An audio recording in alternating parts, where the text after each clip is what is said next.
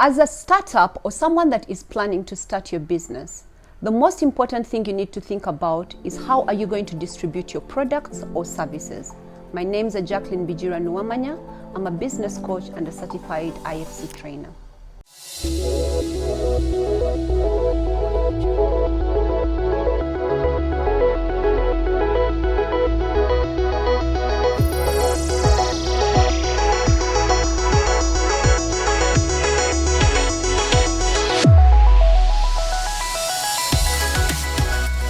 Welcome to our series of what the things you need to determine or to consider as a startup before you start your business, or if you've already started your business, what are those things that you need to work on. As a startup, it's very important to plan for your business.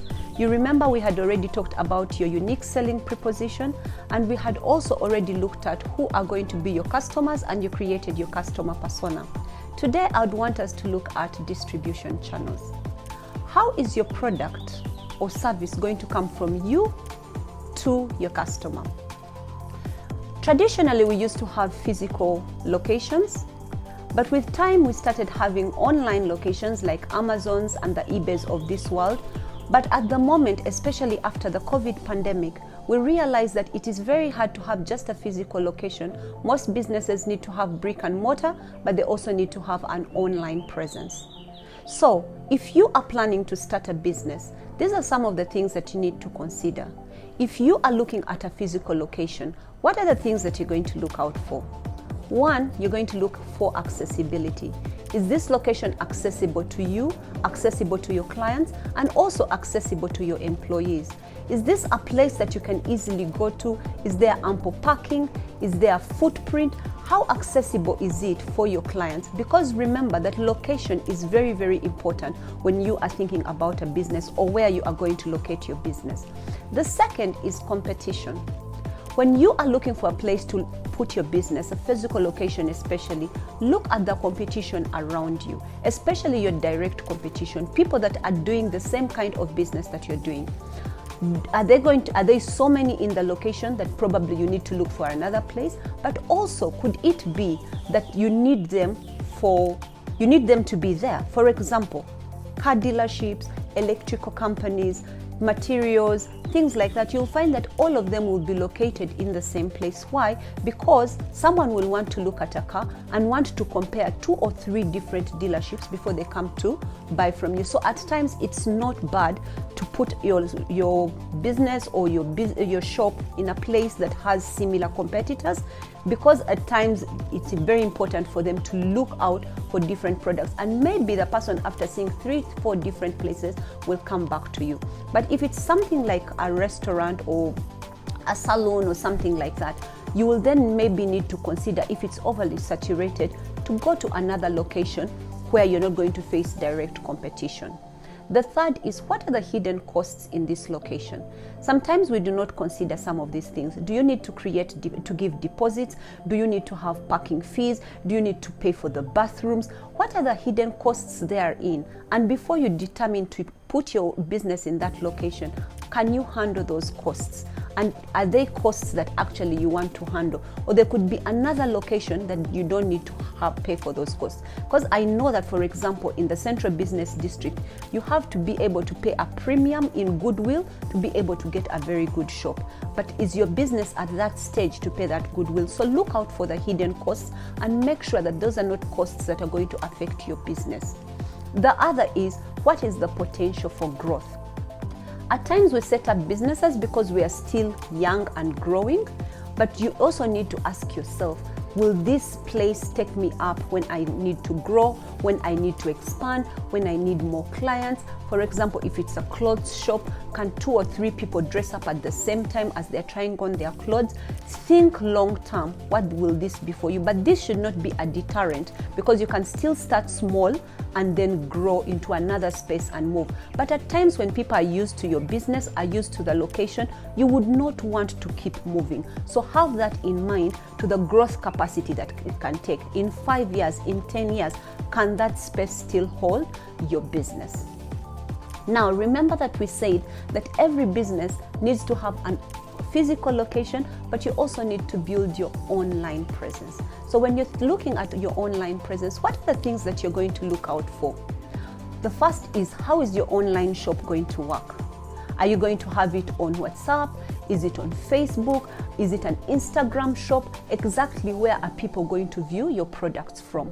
If it's Instagram, definitely you know that you're going to have to put a number of photographs, and you're also going to make, have a description, but also divide them up so that people can come in and get the products they're looking for easily. If it is on WhatsApp, then maybe you need to be able to download WhatsApp Business and have a catalog where people can come in and view and have a viewing cart, have a cart, check out their products, and they're able to check them out and pay for them. The other is, how are then they going to order? Do they have to make a phone call through you? Is it connected to your WhatsApp that when they see your online shop, then they'll be able to click and get down into where to order, and maybe it comes directly to you? What is that process going to look like? Document it. Imagine that you are the client. How would you make it easy to be able to go through your online shop? I've seen so many shops where you go in and the person's catalog is not updated. You order for a product and the product, they tell you it's not there, or you try to order and you have to pick a phone call to call them. Imagine that all of us do not have time. These days we want to be able to go in, I view the product, I click on a number, I send in my order, and someone calls me on the other side, and all that I'm left for is payment. Then you'll also ask yourself, how are they going to pay for these products? Is it going to be, in Uganda we use mobile money, is going to be a Momo payment? Is it using Visa? What are the payment options that are out there? You need to be able to make these options very simple for people. So have multiple options. You'll find some stores use only Visa cards, but not everybody has a Visa card. Give people the option of using mobile money, of using Momo, of using Airtel, of using whatever other payment options that are out there, but also explain to them, is it to pay before ordering, or are they paying on delivery? That also needs to be very, very clear. Something else that you need to consider is, what is your delivery service going to look like? Are you going to have a dedicated rider? Are you going to have partner with the company? Right now I know there's Sendy, there's Minutman, there's Jumia, there's so many riders, the companies that are out there that do delivery. How are you going to deliver your product? Because it's very, very important. What is the lead time? If I order, how long does it take for me to get this product? What are the people like? How is the product going to be packaged? That should be considered, and especially if you're using riders, I would advise that you train these riders, because some of them can come off rude. Sometimes the clients are difficult, so they need to know how to deal with difficult clients. So if you have a dedicated rider, take out time and be able to train that rider. Take out time and be able to talk to them.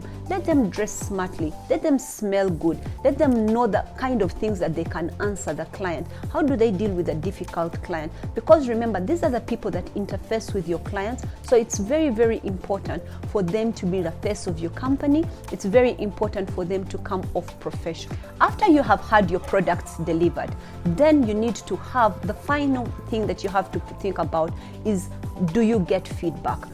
Find a method to get feedback, whether it's through SMS, whether it's through WhatsApp, or you call the client directly to find out, how was the product? Was it good? Is it the quality they expected? They can even give you written feedback. How was the rider? Where can we improve? Because remember, you do not interface directly with this client, so their feedback is very, very important. Thank you so much, and I hope with those few tips you'll be able to start your business right. You'll be able to consider what your delivery or distribution channels are going to be like before you start your business. Thank you. Catch us up on the next one. Do not forget to share, to like, to subscribe, but also comment down below and tell us, what are the things that you're considering, what are the questions that you'd want to ask about distribution systems, and also for those of you that have been able to work it out and have a good distribution system or distribution channels, how have you done this? Thank you so much, and catch you on the next one.